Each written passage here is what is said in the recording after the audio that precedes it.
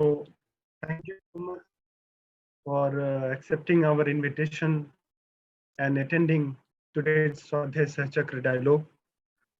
Dear and respected friend, let's start today's session with an invocation of a song. So I'm just sharing a screen.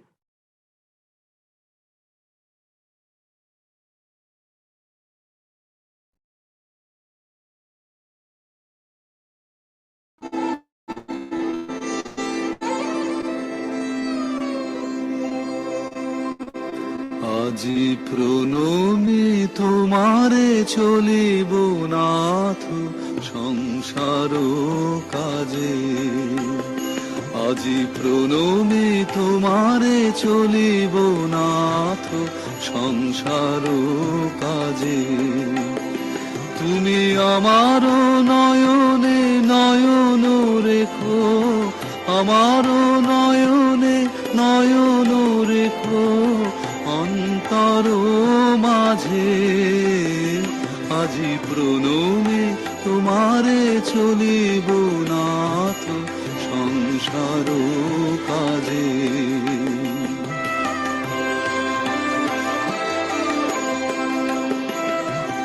হৃদয় দেবতা রয়েছ প্রাণে মন যেন তাহানে অত জানে হৃদয় দেবতা রয়েছ প্রাণে মন যেন তাহানে অত জানে পাপের চিন্তা মরে যেন দহে দুঃসহ লাজে আজি প্রণমে তোমারে চলিব নাথ সংসার কাজে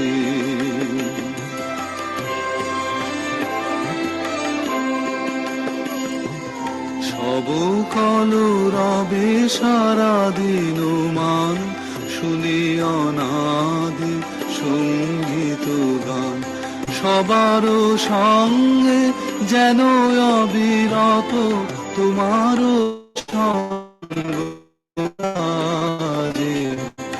নিমেষে নিমেষে নয়নে বচনে সকল কর্মে সকল মননে নিমেষে নিমেষে নয়নে বচনে সকল কর্মে সকল মননে সকল হৃদয় তন্ত্রে যেন মঙ্গল বাজে আজি প্রণমী তোমারে চলিব নাথ সংসার কাজে আজি প্রণমী তোমারে চলিব নাথ সংসার কাজে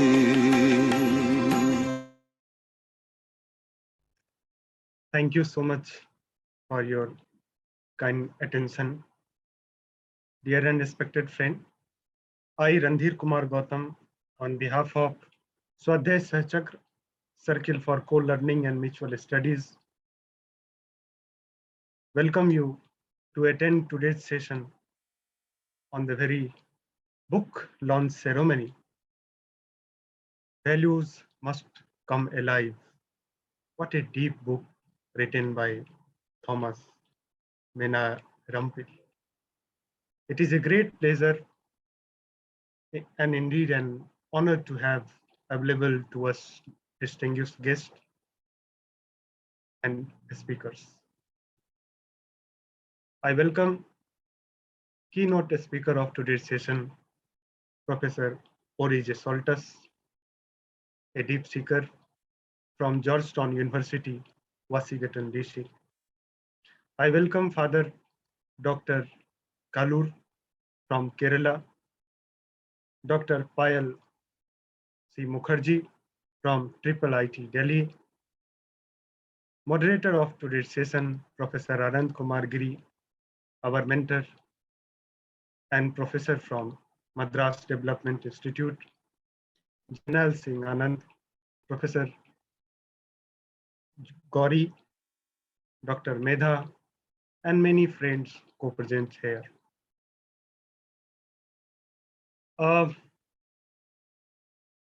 Let me also give a brief introduction to our Soltes Chakra Circle, which is an initiative of studying and learning together self, culture, societies, and the world.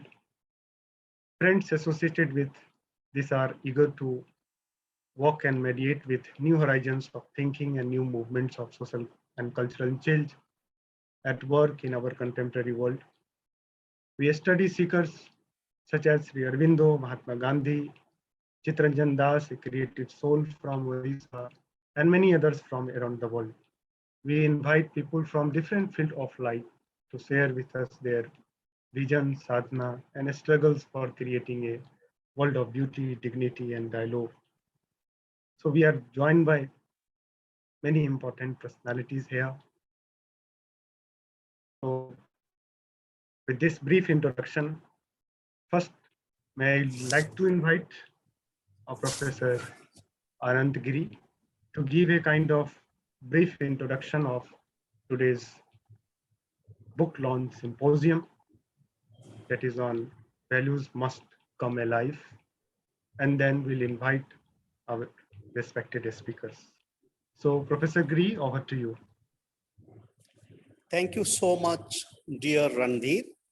Thank you so much with my heart, Professor Ori Z Soltes, Father Dr. Scaria Kalloor, Dr.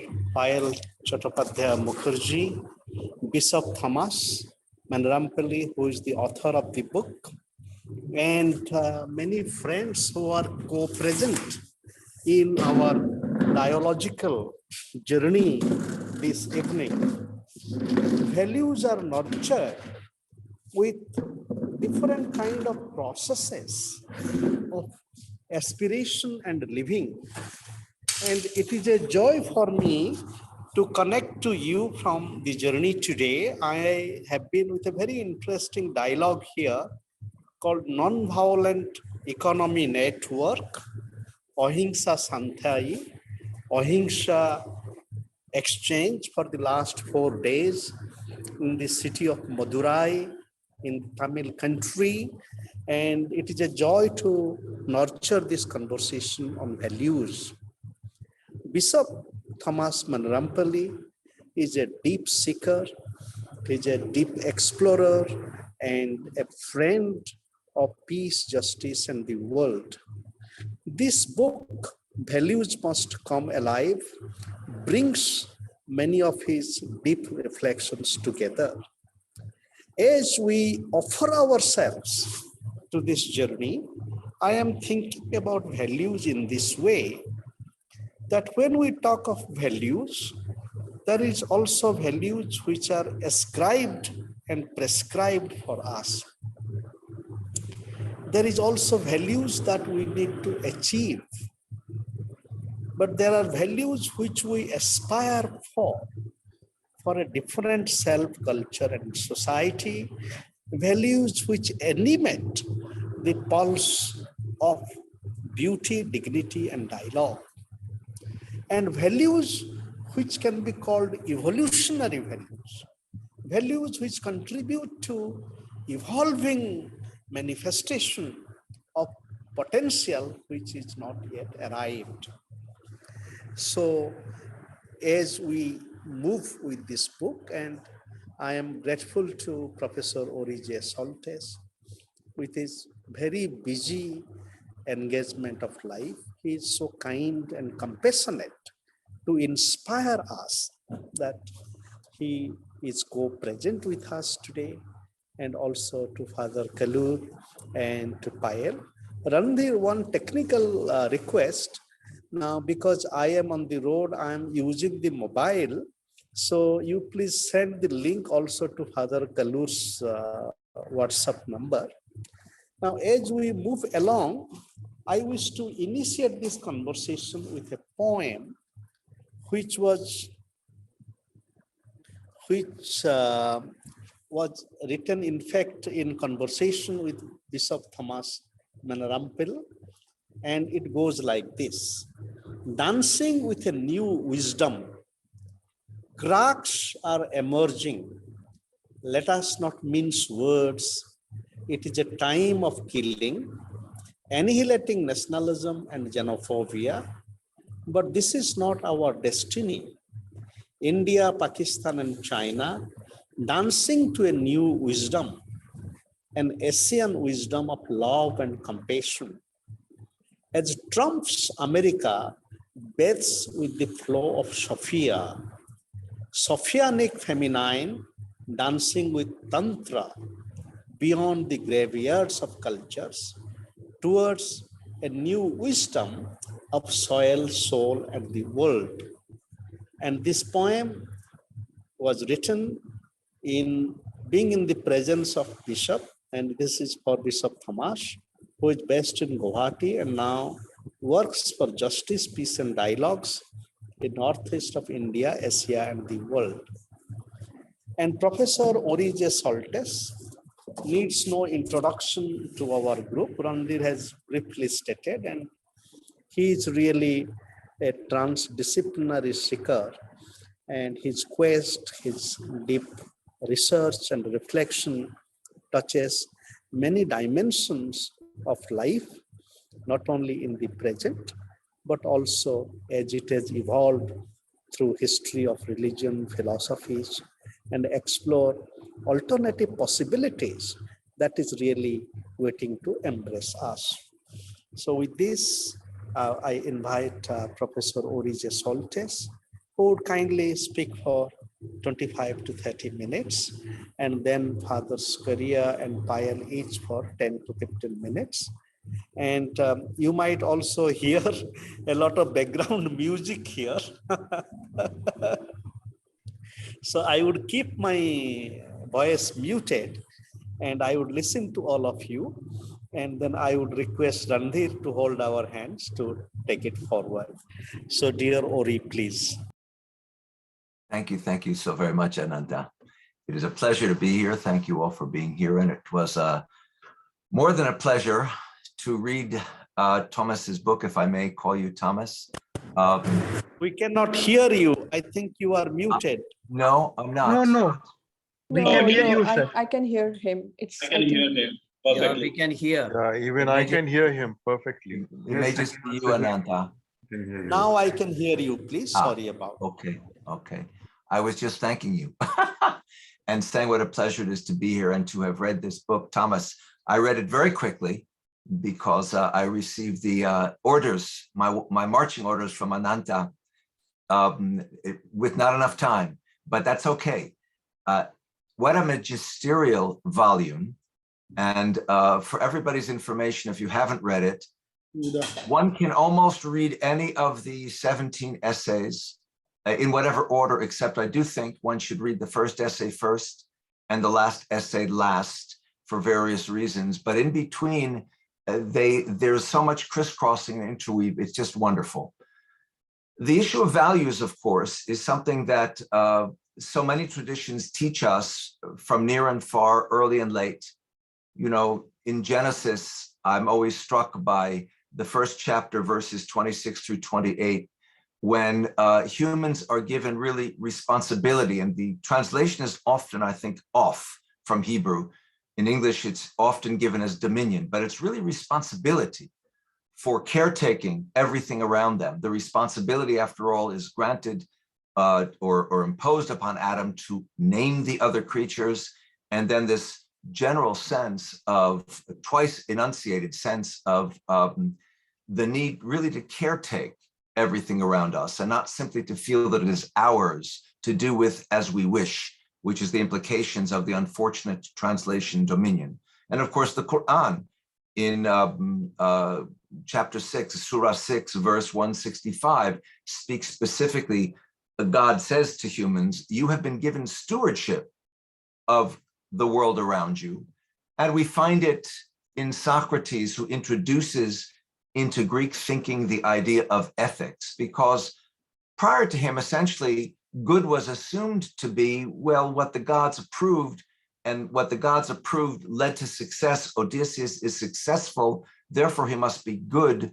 But aside from the question of gods disagreeing, which Socrates first brings up, which would make one wonder what divine approval means in that sort of context, it doesn't take much for us to ask the question of whether on a moral plane, Odysseus is someone whom we would see as good, and Socrates introduces this into this thread of Western thought. And on the other hand, the Gita, where Arjuna is taught how to be concerned about the Dharma, how to be thinking about these things, even within the uncomfortable context of war. Needless to say, in Buddhism, the whole notion of a bodhisattva who has achieved enlightenment, but chooses instead of moksha, release, and the gaining of a condition of nirvana to remain within the cycle of samsara to help others, is indicative of that sensibility. And if we look, for example, at the great learning, the Dashue of Confucius, where he observes in the second verse that you have to first focus on yourself, ordering yourself, and the idea of Tao, which he uses in the first verse, and which of course obviously is used by Lao Tzu in Taoism, is made up of two elements, one that is an eye and one that is a foot. So it is intended to suggest thought that precipitates action, and action that is precipitated by thought, as opposed to thought that just sits on its rear end and does nothing, or action that is mindless. So in the second verse, he comments on, well, first you got to deal with yourself. Then you've got to order your family. Then you start worrying about ordering the government. So you kind of work from the inside out. So there's a long and varied history of ways in which ethics, morals, values have been thought about and taught about across humanity. And of course, we've had ample instances of those who contradict that. We have anti-ethics characters, someone like Hitler, someone like his right hand, Goebbels, who is all about non-ethics, who's all about non-truth. And we have children of Hitler and Goebbels, people like Donald Trump, whose methodology and ideology is drawn from the same sort of negative tapestry that functions very much against the kind of positive tapestry that people from Socrates to the Buddha to Ibn Arabi and Rumi in their statements are all about. So in this magisterial volume, the first thing that strikes one, or at least that struck me, is the vast array of sources from which the author draws. He draws, of course, from the Bible, from the Gita, from Buddha, from Socrates, from Adam Smith, from Jeffrey Sachs, from the Tao Te Ching, from Confucius, from Mencius, from Max Weber, from Keynes, Maynard Keynes, from the Rig Veda, and he goes on. The list is endless. And what's important to note is these are not just arbitrary choices, neither are they choices that are presented to impress us. They're relevant, and they're relevant to the points he makes, and they're relevant to the overarching point that he makes, which is the issue of moral values is a universal one. It's not an issue that is confined to one particular culture, civilization, nation, ethnicity, religion, or people. I have encountered books where the author is trying to impress you by dropping names. And I was very impressed by not feeling that I was being impressed by name dropping here. I was being overwhelmed by the erudition of this magisterial volume and the important purpose of drawing from as far afield as the author draws. In that first chapter, Moral Responsibility, let me just sum up a few of the issues and ideas that kind of set the whole train in motion that will then follow through 17 cars all the way, or 17 stops all the way to its destination. The shaping of moral values. Humans as derived from the fact that we exist in relationship. And of course, I immediately thought of Aristotle and the very word politics, which comes in Greek comes in English from the Greek word politike, which is the adjective that is derived from the noun polis, which one might translate as community. So Aristotle says, we're animals, but we're animals who habitually live in communities. And what follows from that is the need for us to think about each other when we are thinking ideally about how we want to live. I remember just a few years ago when the business of being vaccinated for COVID started to pick up speed in spite of Donald Trump. And I knew people, intelligent people, who said, well, I'm not going to get vaccinated. And if someone said, as someone often did, I don't want my rights imposed upon, I would say that is not a good reason. If you want to tell me you don't trust the government, you don't believe in vaccination, whatever, but don't say it imposes on your rights, because your rights are imposed upon when you stop at a red light. Your rights are imposed upon a dozen different ways every day, if and because you live as part of a community. The only way not to have to worry about anybody else and only about yourself is to live on a mountain by yourself. And so the shaping of moral values that derives, as Thomas says, from humans being in a relationship leads in a number of directions. As individuals, we have habits. As communities, these become customs.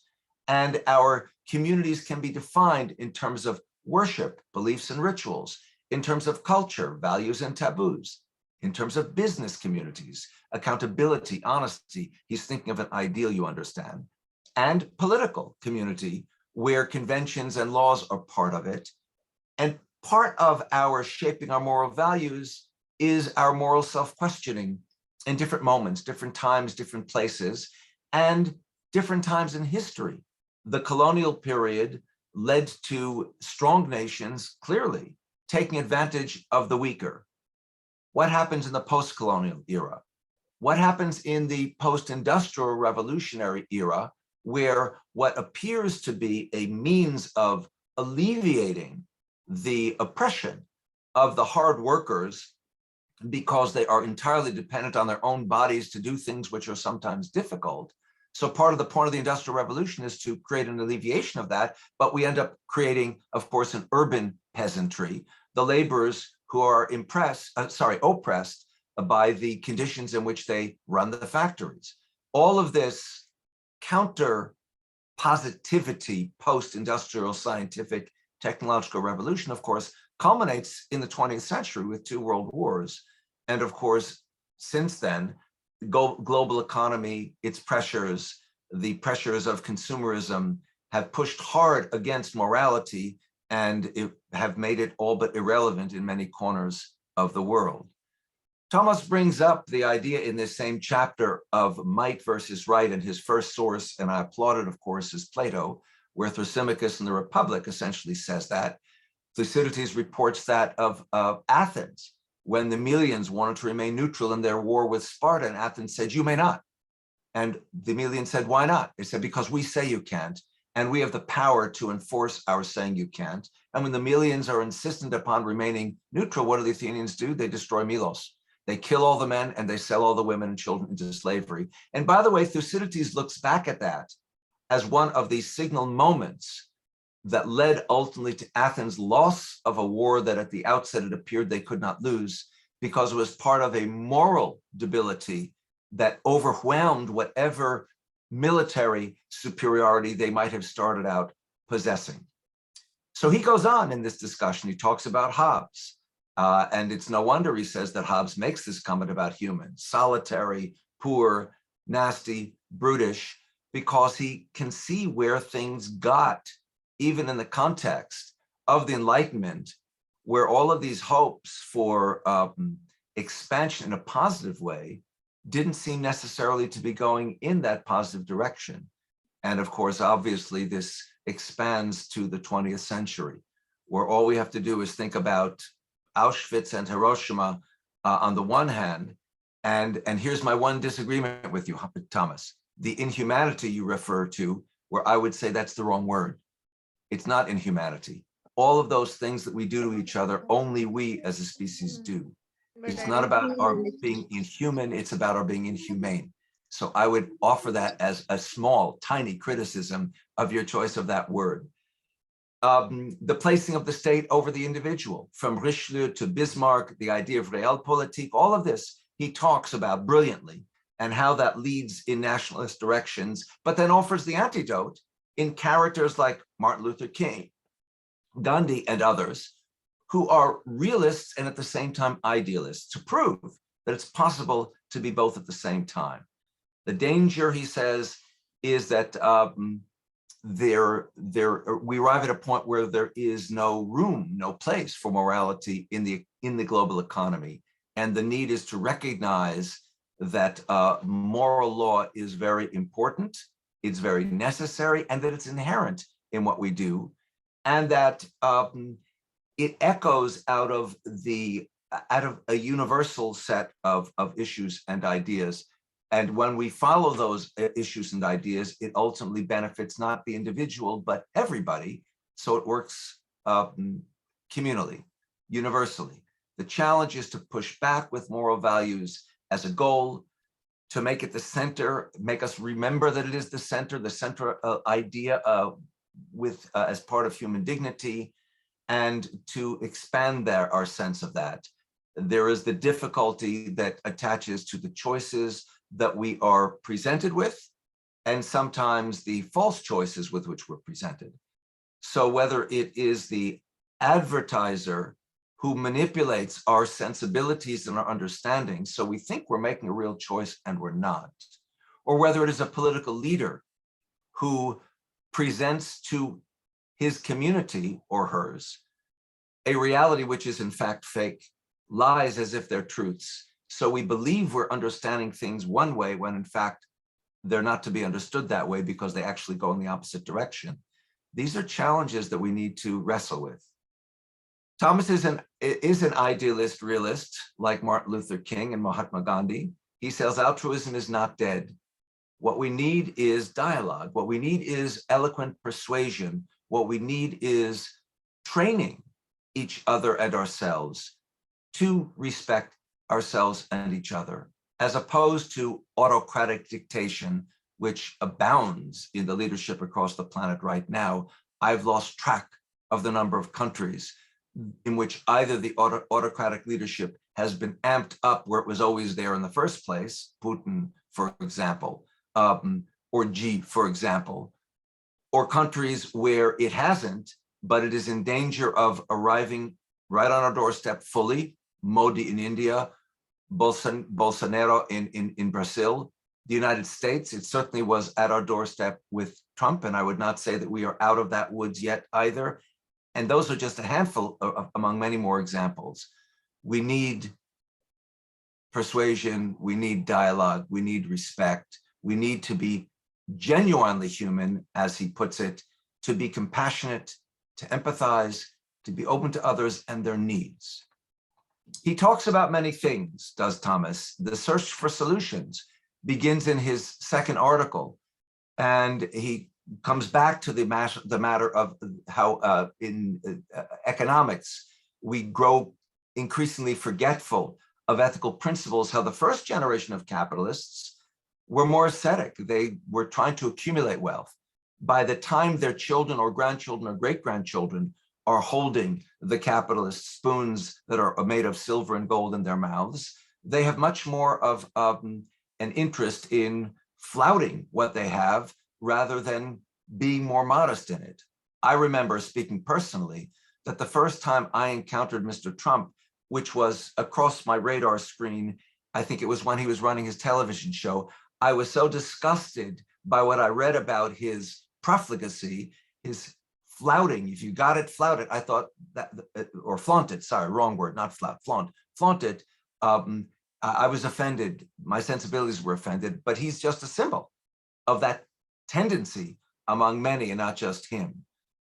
The problem of ruining the environment is a problem of ruining ourselves, which of course we still haven't convinced everybody is a problem.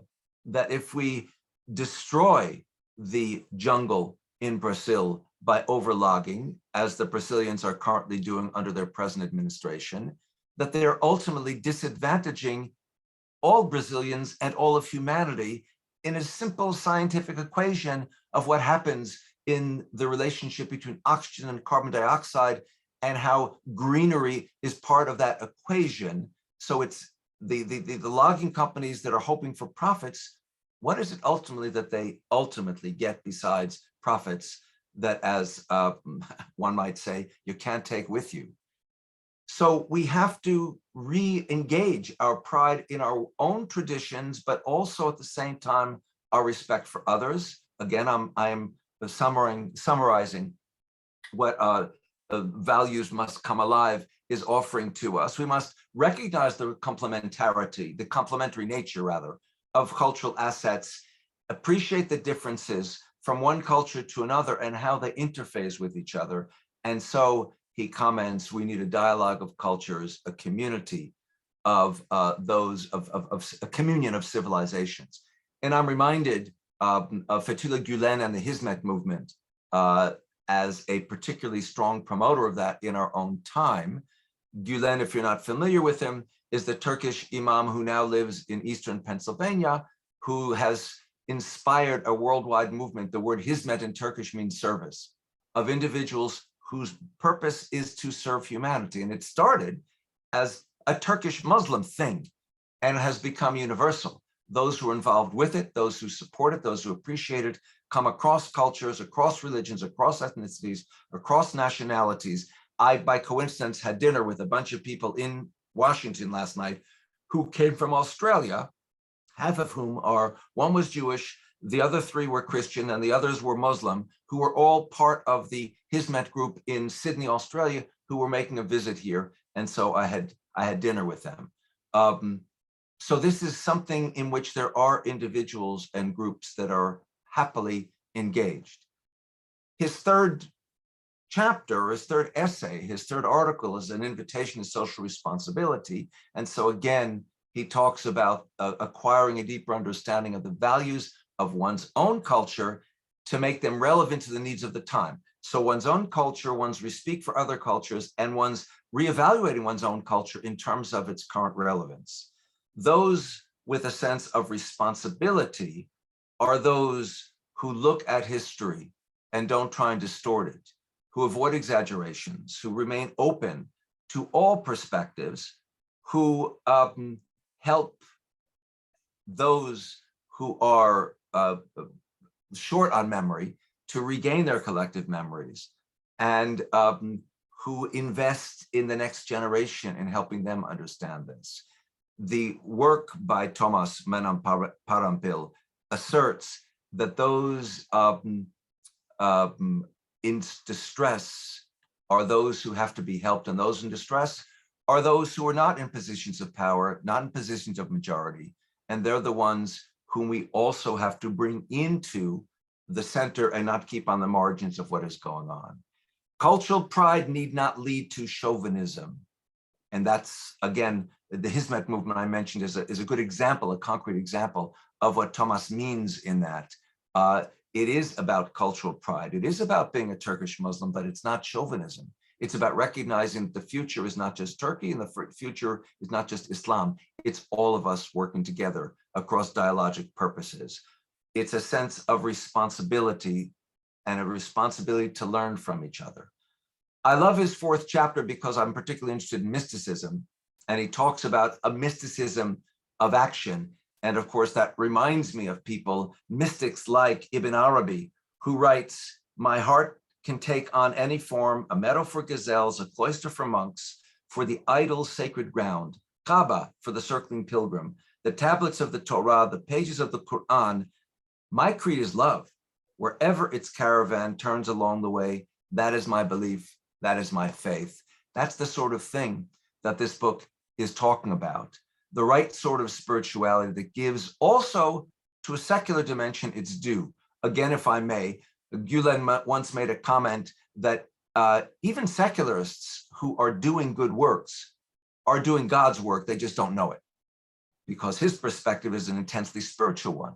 But he recognizes one can even not believe in God and still be doing the kind of work that we humans need to be doing with and for each other. Being a moral value, being a moral force, as values must come alive states.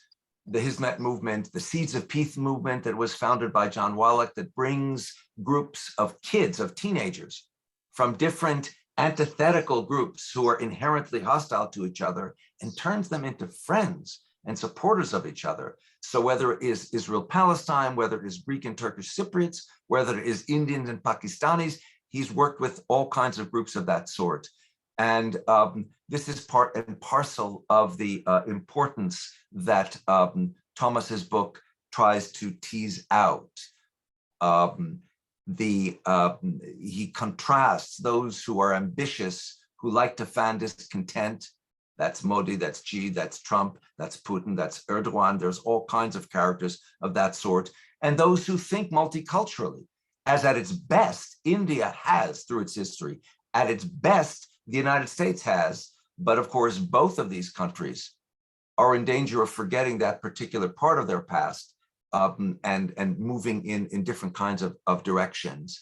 And not surprisingly, a lot of this book focuses in particular on India. That would make sense, but constantly connecting it to what else is happening within the rest of the world.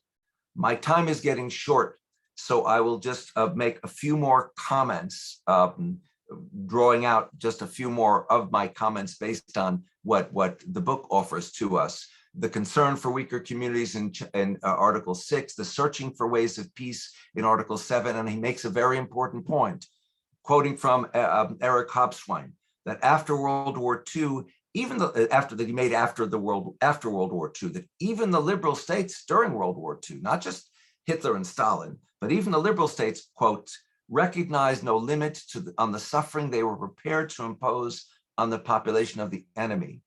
And he observes, and on the First World War, on their own armed forces. And nothing could be truer if you look at the battles of the Bulge and Verdun. If you look at 1916, 1915, 1916, you have Douglas Haig on the one hand, you have von Falkenhayn on the other hand, and this new technology of gas warfare, and they're slaughtering their own troops because I can shoot up those gas canisters, but I can't control the winds. It comes over on my own troops. And their interest in moving the battle lines a few miles to very little strategic advantage that led to the death of hundreds and hundreds of thousands and the suffering of hundreds and hundreds of thousands more is just amazing. And of course, introduces the 20th century in a very unfortunate way. The healing of historic memories necessary in chapter 8, compassion, a way of dialogue that he particularly seeks emphasis from in Asian cultures in his 9th essay, the need to reach into that tradition. And he offers an extraordinary and wonderful selection of passages from different sources. Not surprisingly, his 10th chapter on We Are Nature's Children is an extremely long one.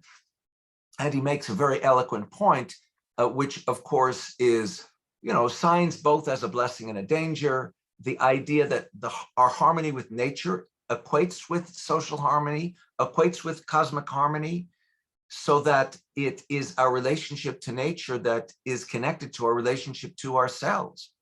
He also makes a very important point that we have to recognize the limits of our understanding. And he quotes from Lorna Green, who says, in the history of the universe, if it were a day long, we have been here for 11 minutes. And Albert Lachance, if the history of the universe were 1 year long, we've been here for the last 3 minutes. So how is it? I'm sorry, when I said Lorna Green, the last 11 seconds. And in the history of the world, of the universe, if it were a year long, we're here for 3 minutes. We're too young to know what's going on. And I think back from a different angle to the book of Job, where God says when Job wants to know why the innocent suffer, there are things we humans can't know. Well, there are many, many issues that we can know, but we may not yet understand in spite of our scientific acumen. We must take responsibility, global responsibility, to act as stewards. And I circle back to where I began with Genesis 1:26 and Quran 6:165. And so he talks about the common destiny of East and West. He talks about justice and fairness, how he references the dangers of great victories. And I was taken with his comment after World War I about how the French repaired Reims Cathedral that had been destroyed. What he might also have mentioned is that the French and the British, with the enormous burden of restitution that they imposed on the Germans, almost in retrospect, set in motion what would lead to World War II, because the situation for the Germans became so difficult. And mind you, this combined it with their own national mentality.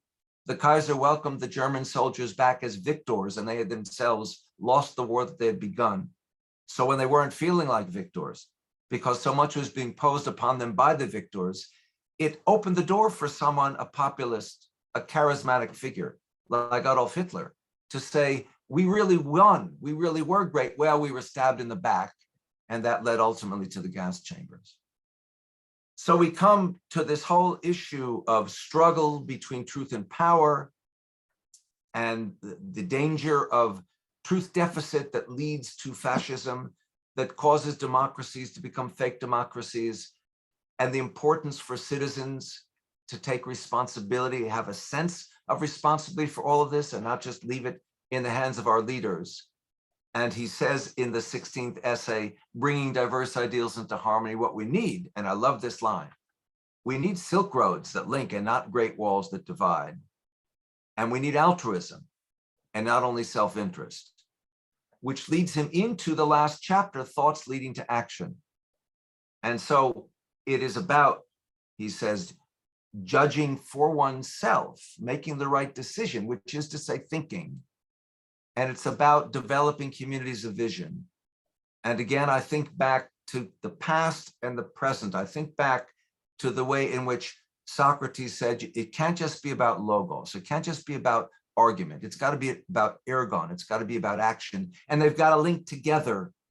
Your actions have to be guided by your thoughts, and your thoughts have to precipitate action, and how that's mirrored, as I mentioned earlier, by Confucius in the Dao Shui, with the whole image of the Tao, and that image, obviously, that is the central image within Taoism in the Tao Te Ching, that again refers to thought that leads into action, action precipitated by thought. And I think fast forward to the present time, where there are movements like the Hizmet movement, as one with which I'm particularly familiar, in which spirituality and thinking leads to action, which is both altruistic and wide-ranging, and is above all concerned with one's concern for others, which means all of humanity, and one's concern for the earth, without which concern, our concern for humanity is ultimately ending in the wrong place anyway. So with that overly quick summary of what I refer to again as a magisterial work, I turn the microphone back to someone else, to anyone else. Thank you so much. Thank you so much, dear and respected Ori, for your deep journey with this book. And, you have really gifted us many kindred souls, even Arabi and Gulen, seeds of this movement. And with all our challenges, we are still in this exciting movement of still rebuilding our world with new values. So thank you with my heart. And now I invite Father Kalloor, please.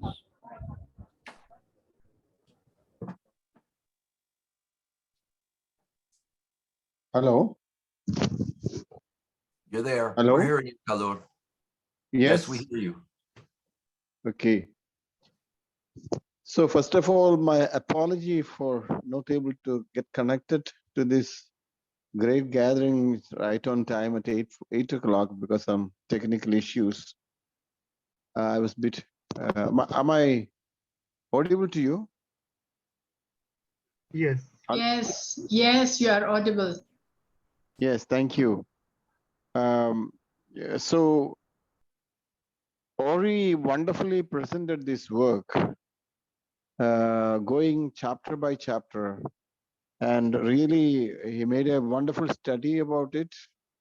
And with this limited time, you cannot be making an elaborate presentation of this 300 plus pages book, also full of content. So I will just try to say something what I have seen it. I met Archbishop Menarampil in July in Nagaland, in Dimapur. Then he was telling me that a book is going to come out, and I'm happy that I got it through because of Giri. And we are able to make a study about it. So first of all, I like this title, Values Should Come Alive. You know, you can't see a valley walking, like you can't see a dress walking. You need a human being, a human body to wear it. So values, it's the right time that he has made this study in a situation where we maybe so-called may not be the new gens, so-called new gens, I would say, feel that we may feel that now these values are not being alive today. Of course, I don't say that the entire younger generation future is doomed. They have values, maybe that they're not alive, they're not that visible.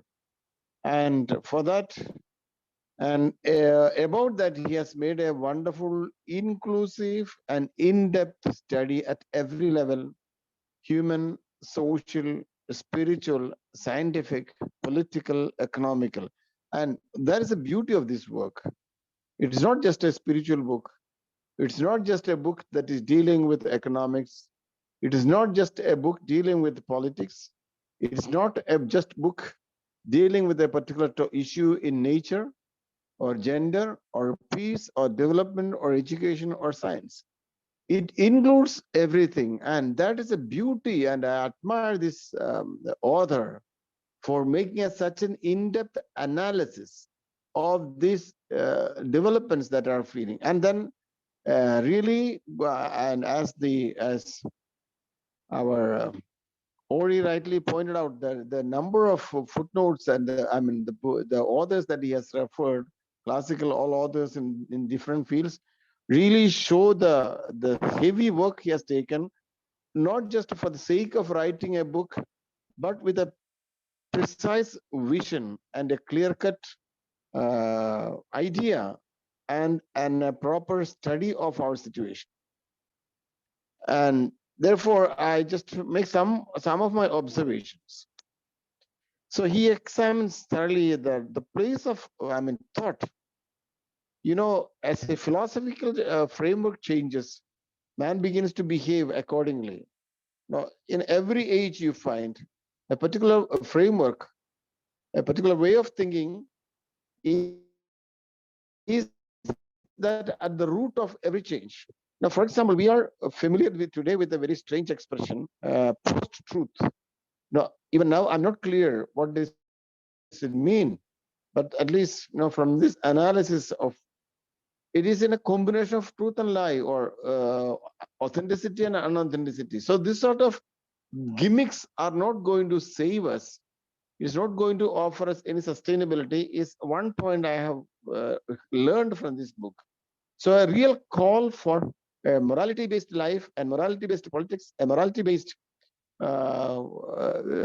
everything, a morality-based governance. No, it's not calling. It's a wonderful thing about this book is that it's not just calling us back to, returning back to original sources like, or return back to the past, but trying to discern the beauty and positive elements of our society, but at the same time giving us a real direction which calls for a respect for human lives. I think this is the big missing point in our society. Community orientation, trust. And another thing I have observed here is a calling of spiritualization of social responsibility, spirituality and social responsibility. You know, we have in Gandhi a wonderful example of this, how he has spiritualized politics. So these are the values that are really sustaining a society. The moment you see, when you call it spirituality, don't misunderstand it is ritualism or any dogma bound, any religious dogma bound approach. But this spirituality, I understand a high sense of humanity, where the genuine humanity comes just on the same level of feeling with the other, compassion and empathy, and all these are expressions of spirituality. So he's calling for a re-spiritualization of life at all levels. I think this is also associated, connected immediately. I would go to chapter, I think 9 or 10, where he talks about this a corrective of the science. I want to make these 2 points. Namely, science, we have a tremendous trust in science today. As Raymond Panikkar would say, we have 4 worlds today. There was a world of gods, a world of humans, and a world of nature. In the past, we are familiar. But today we have a 4th world, a world of science, and which we call maybe what type of a world? Not a pseudo world, but it is a virtual reality, a reality, virtual reality. So relationships, you can be a hidden friend. Now, these are real contradictions of our times. You are a friend, but your identity is not revealed. And so this society, or we are, especially this modern generation, we are so much blindly having tremendous trust in science. And it is here that the author calls for a spiritualization and calling for the, not losing sight of the mystical or the mystery elements in life. The mystery elements, so experimentation. Now, today the science, the authentic science is leading to this, all these mystical or mysteries elements, as our Ori just reminded us. In the society, there are elements which humans cannot even understand today. There are still things beyond our understanding. So here he is asking us for a very humble approach, namely being human is not being almighty. We need to be listening to nature. So I like that chapter very much, and I don't want to continue. I think I don't have much time. So it is a very good corrective that he has given to our society, and especially I'm very much concerned about our understanding of, like for example, post-truth. I understand Gandhi understood God, truth as God. So how do we come in terms with this expression and Gandhian vision of truth as God, post God? Can we have an idea of that? I doubt. Anyway, I have great respect, a wonderful, a thorough study of our society, of our cultures, and or what India can offer. And again, he's not calling for a doom of everything, but he has already highlighted, also highlights the positive dimensions of all these modern developments, but at the same time calling us back to that integration of man, human, divine, everything. So thank you, Professor Giri, for this chance. Thank you so much, Father Scaria Kalloor. And Ori, you would be happy to know that Father Scaria is also a deep philosopher as well as an activist for peace and justice. He is working right in the throes of political violence in Kerala. I visited him in June, and he has done his doctoral work on process philosophy and process theology. He's bringing all these insights to creating peace and reconciliation on the ground. So thank you so much, Father. And now, dear Payel, please.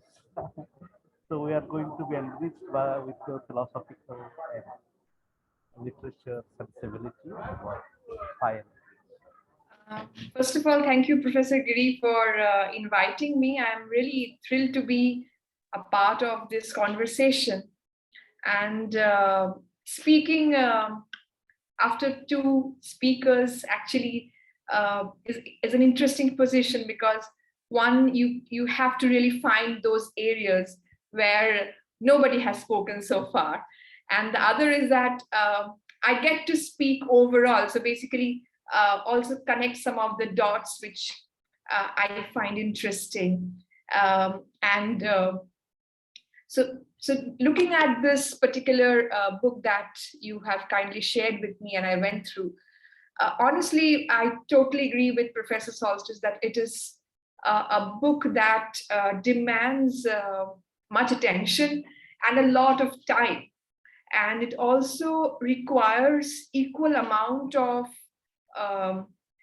contemplation, because every chapter makes you think more and more. And I do agree that the introduction and the conclusion probably is best kept in their places, and the other chapters can be read as connecting dots. You can definitely understand them as progressing from one point to the other, or maybe simply understand them as independent chapters that can be read, and you don't have to really follow the correlation or the consistency. I'm going to basically take up four points from this book and talk about the idea of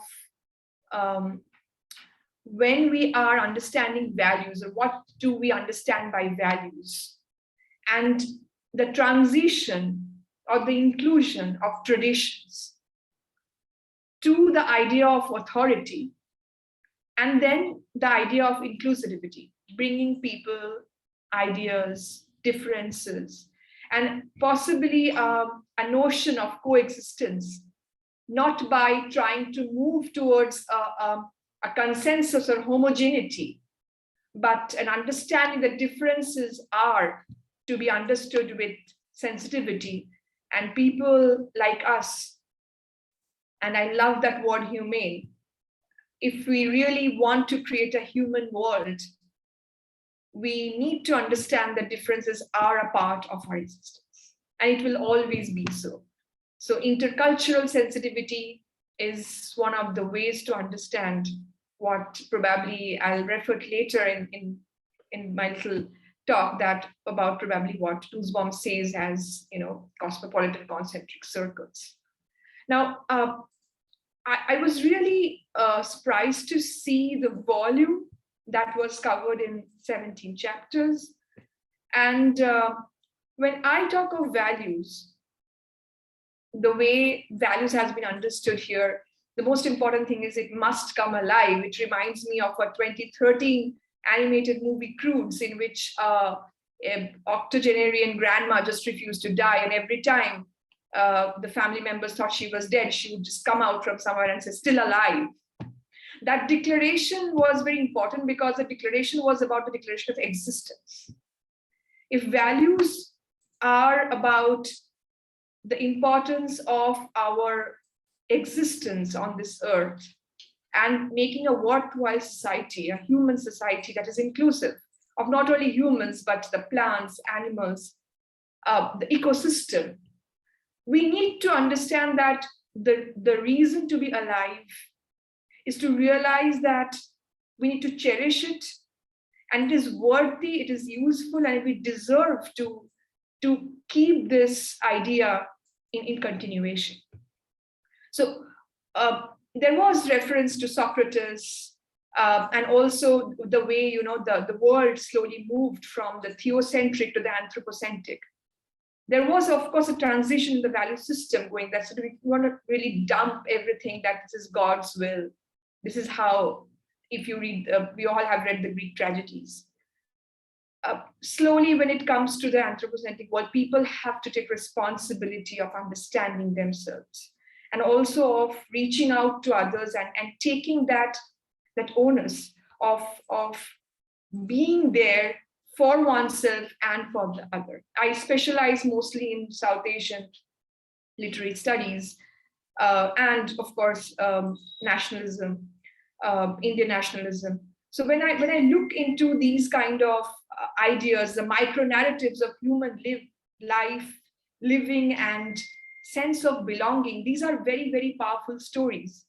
Despite the uncomfortable histories, despite the places at times when we thought that values must have been dead, there was this resurrection.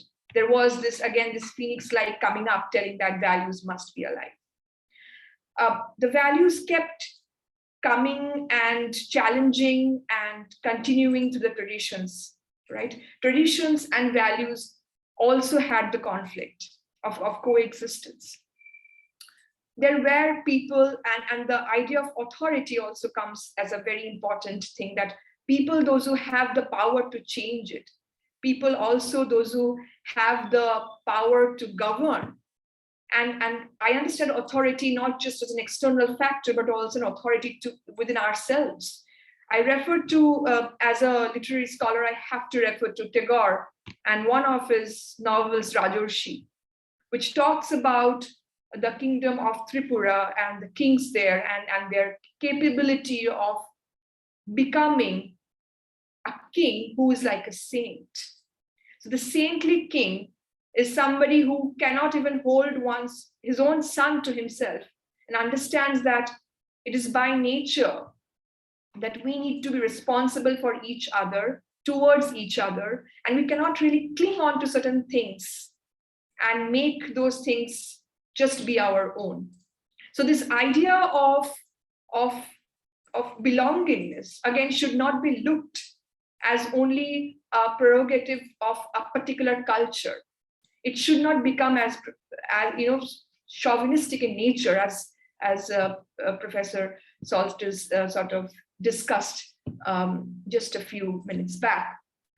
When we look to this idea of authority, and we go back to Sri Mahashweta Devi, Mahashweta Devi's Draupadi talks in a very different manner about values than the value systems which were there. The name Draupadi, or in this case Draupadi, is a name that again reiterates this idea of power which is slowly being present in and as, in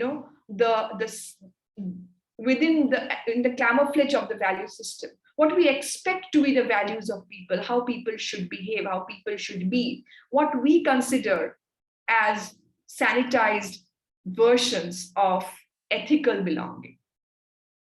So a Draupadi there is questioned, is molested, is marginalized.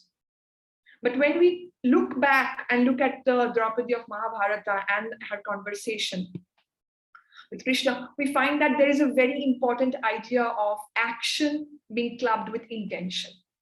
Intention become one of the major philosophical threads to connect that what you want to do, what would be the definition of your value, how would that value be or may not be a part of your tradition, how that value can again become a part of the authorial voice, and that authorial voice is inclusive or not. All these interrelated ideas come together, and I find that this book is a clarion call to make us realize that it's very important to identify where are those gaps. We see that there is wrath, there is extreme anger, like Ajax, for example, in the Greek epic, right? We find that there is conspiracy and greed in Shakuni and Duryodhana in the Mahabharata. We find there is ego and megalomania in Ravana of Ramayana. We find that national pride, chauvinistic ideas, these are becoming such that our circles, our ideas are actually contradicting with the values that we should inculcate for a better society. This also brings me to this very important notion of inclusivity, as I said. When I again refer to Tagore, I think the way he was trying to look at the idea of education as a meeting ground of the East and West, we should not take East and West literally, but also like the differences. And the differences to look at education as a knowledge tradition also comes as a very important point here. And when Tagore says that yatra vishwam bhavate ekanidam, he's trying to actually bring in that idea that probably within us there's a nest where we all can decide to take shelter, but that nest need not curb our desire to take the flight. That nest need not create this idea that we have everything around us and we need not look around what is there in the sky. So it's very important to realize that yes, we have uncomfortable histories. Yes, we do have issues of not always being able to understand each other. But let us also understand that we need to move towards a hermeneutics of healing. We need to have a dialogic coexistence. Yes, that we are fallible, but can we really learn and amend from what we have seen so far? There is mention of Martin Luther King, there is mention of Gandhi. So we cannot really forget August 28 in 1963, when when Martin Luther King said that I have a dream. Yes, it was an American dream. Yes, he wanted to ensure that there is equality, that his children should not be discriminated on the basis of their skin color. When Gandhi reached out to almost every Indian household, calling them out to walk on the streets, his idea of satyagraha, these all were also showing a very different kind of a value system that was calling the human tradition to become humane, the authority to be compassionate, and the inclusivity of the differences. And when this book came to me, I felt that these ideas are so important that they need to be reiterated at this point of time much more, because somewhere or the other, we should not be losing to the quicksand of a lot of things, even including the post-truth. So I am just very happy to actually go through a couple of things, and probably when time permits, I'll go through the entire book. But it gives me this idea of connecting, as Nussbaum said, these concentric circles of belonging, cosmopolitanism, this idea of reaching out and also being very rooted to what you are as a human being, your belonging, your immediate environment, but not closing that window to ever stop the urge to connect. So thank you very much, Professor Giri, and to previous speakers who have really been so enlightened today. Thanks a lot. Thank you so much, Payel. And you bring really the literary also as a way of value formation. And that is so significant. And also to be with Tagore and Maheshwata Devi at the same time. Because in Maheshwata Devi, in Draupadi, the value is emerging out of resistance, including killing, and therefore killing the perpetrator of power. So this regeneration of value also calls for a politics and ethics of resistance that needs to be cultivated in multiple ways. Now I am in a space with a bit of noise now. So now I invite Randhir to kindly, and Bishop Thomas is also with us. So I would request Bishop Thomas also to kindly share some of his thoughts at the end of the conversation. Randhir, you can kindly nurture the conversation from now, please.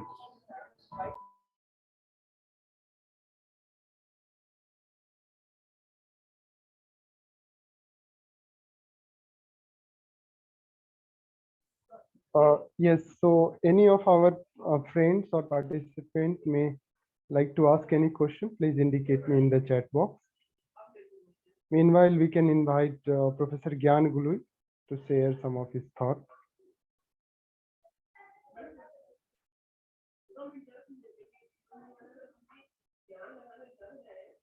He's taking some time. So may I invite Dr. A.K. Merchant.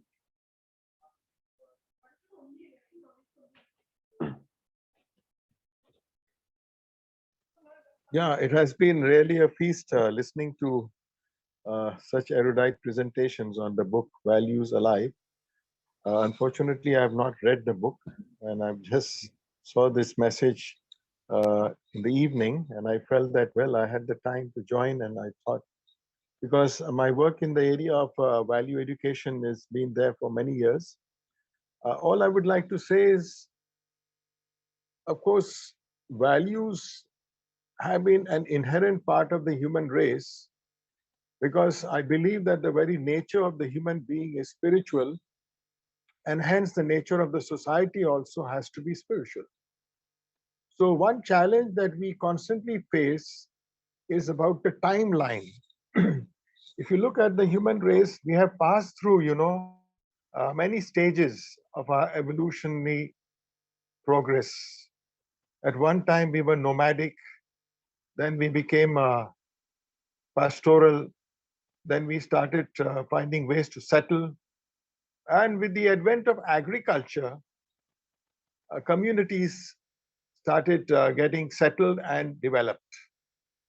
So if you look at the timeline, then basically we need to address the human evolution and the impact of values in our lives within this time frame. Because as was mentioned, if the age of the universe, we are only there for 11 seconds, and in the age of the planet, we are only for 3 minutes, then that takes away the whole process of how human societies have evolved. So to me, at present, the biggest challenge facing the human race is to recognize its interdependence and to acknowledge its oneness. Unless until we do this, and when we talk about interdependence and oneness, we have to transcend prejudices of race, religion, caste, creed, class, and what have you.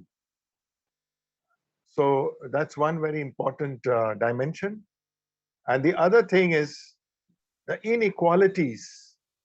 Because if you look at the human race, all of the structures, institutions that have been established and the laws that have been framed, these have been done by people in positions of power and wealth.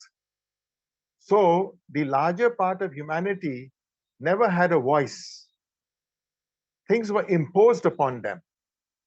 So if we recognize the oneness of humankind, then we have to search for new structures, new ways of our relationships, and new ways to govern ourselves. So this is a major challenge.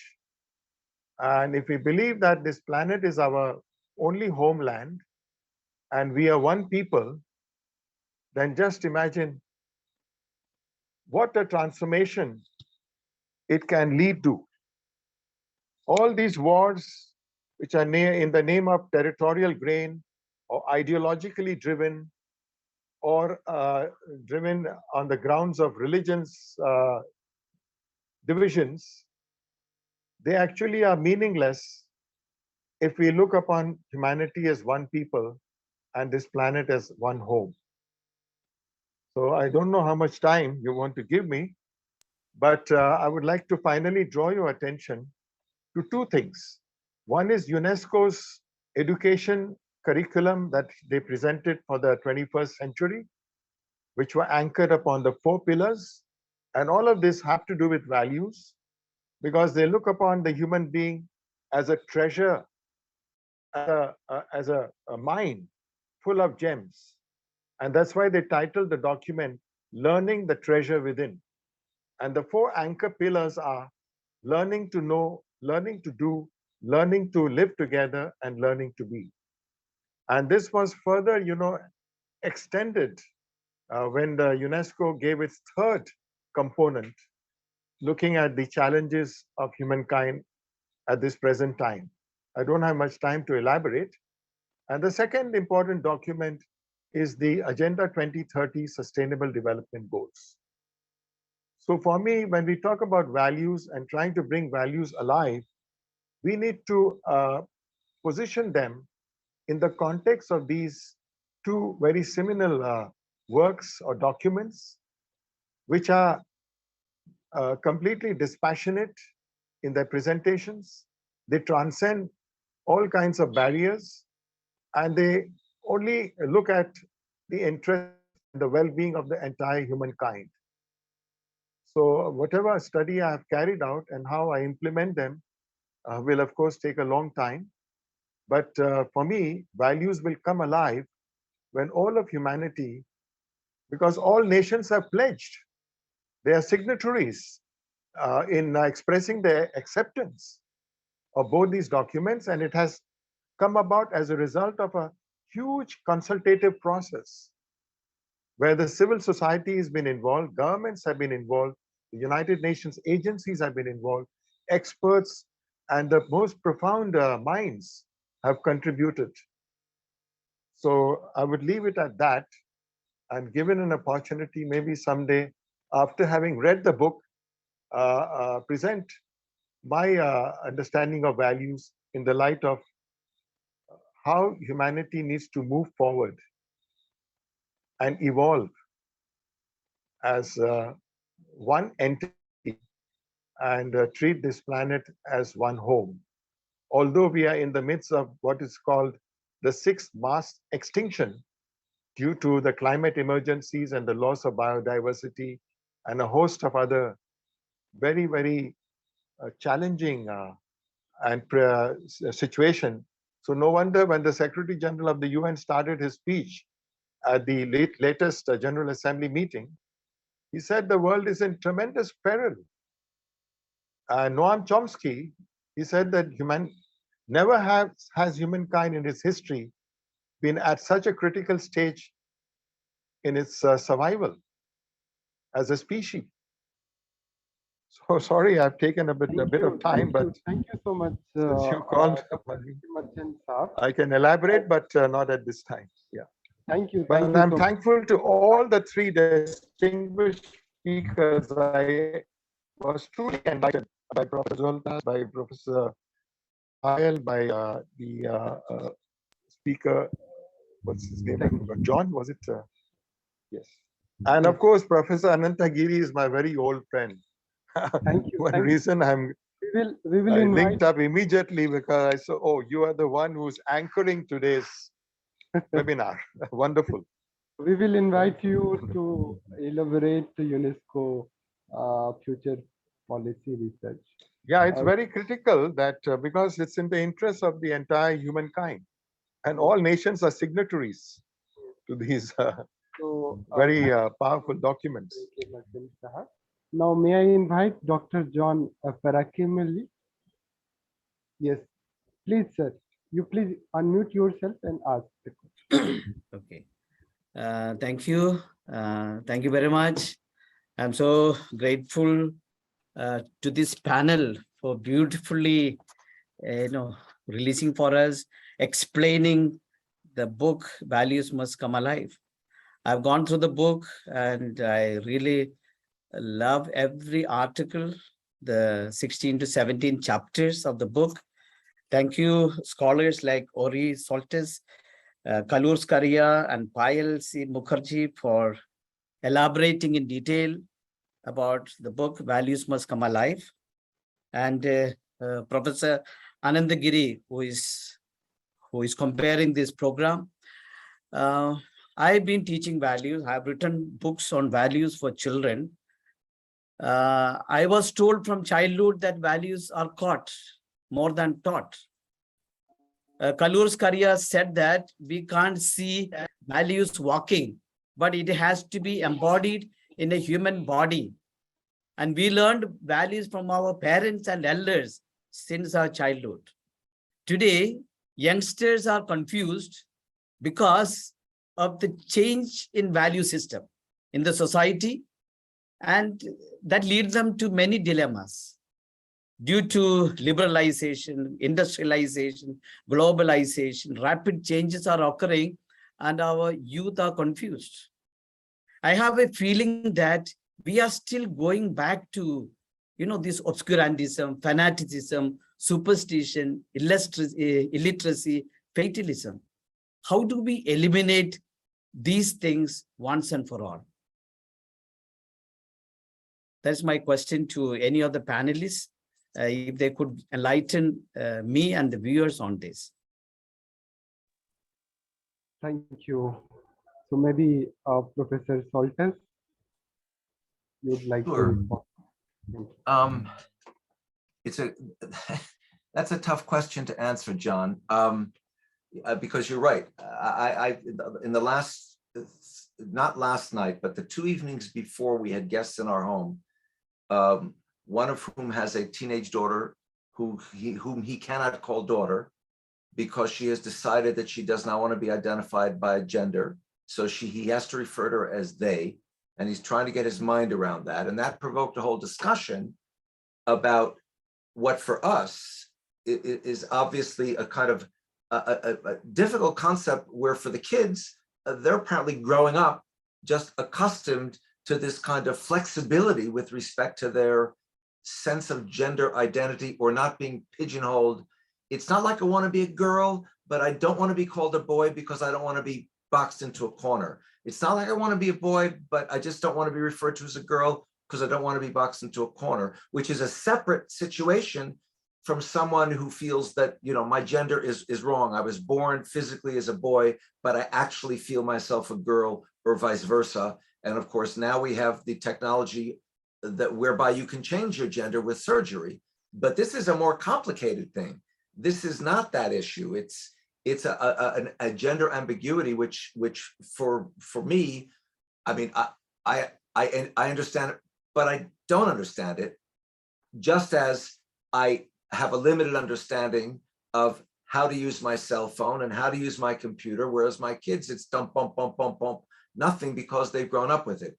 So I see this, what you're raising is the other side of this issue, which is the price that they're paying for all of these new issues is a confusion about all kinds of, in a way, more profound matters. I mean, as you say, moral and ethical thinking, and believing that you can have an effect on the community and the world around you and not being simply fatalistic about it.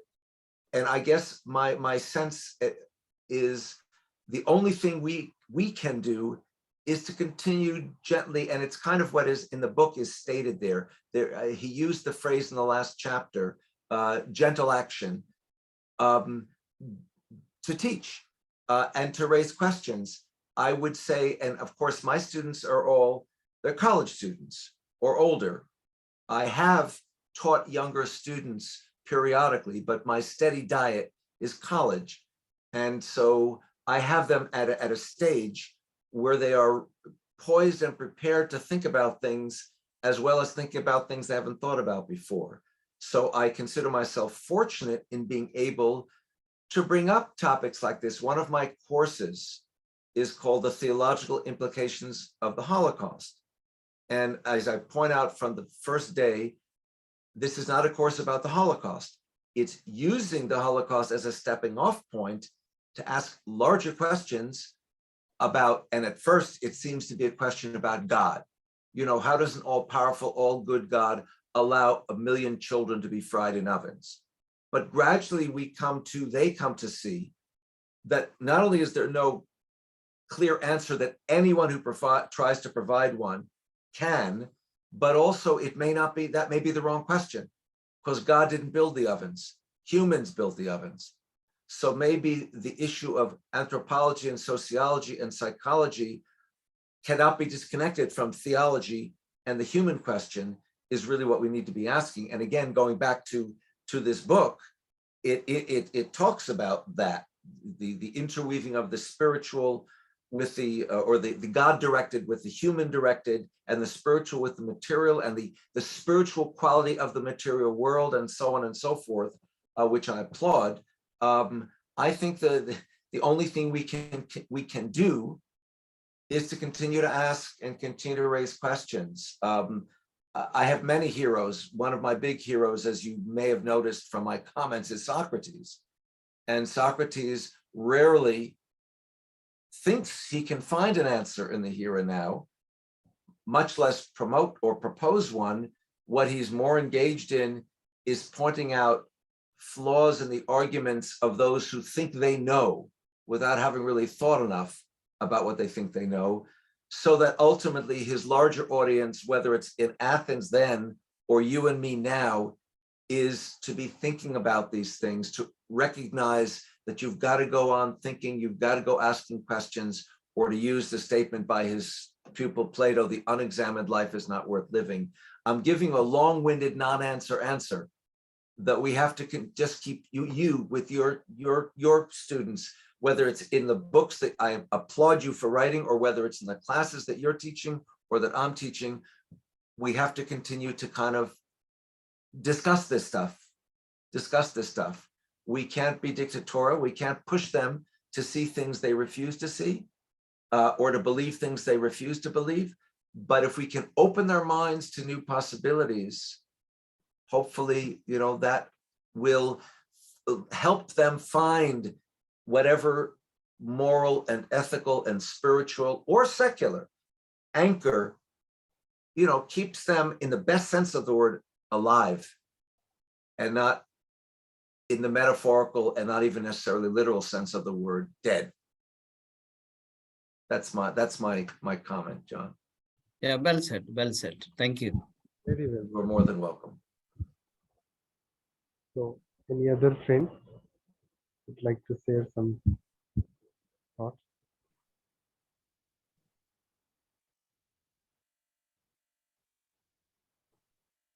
I think we are also running out of the time. So, Ananta bhai, are you there? We need to conclude. He's trying to be there. Professor Giri is not there. So, thank you so much for your kind participation. I, Randhir Kumar Gautam, on behalf of Vishwaneedam Center for Asian Blossoming, welcome all of you, and I also welcome of your kind knowledge that you share with each other, and we invite you to continuously engage with your kind support and also participation. I really feel so honored to have Professor Soltes. As always, he is one of the best speakers, I will say. I really feel so honored. Professor Gyan Gului, he was also presented, but he was not able to share his thought because of some technical issues. I really feel so honored to have with us Professor Ananta Giri, Dr. Payel, and Father Canoor, and John Karaking, AK Merchant Sahab, who joined us for the AK Merchant Sahab. We'll invite him in our future dialogue also. And I really feel so thankful to all our participants who join us from Facebook platform and YouTube platform. So thank you so much. And if you have any question, you can also send by our email, which is there in the chat box. And if you are interested in this book, please send me a mail. My mail is Gautam Randhir 964@gmail.com or vishwaneedamcenter@gmail.com. So we will provide you a copy of the book. So thank you so much. Yes, I would certainly love to get a copy of the book and read. Yes.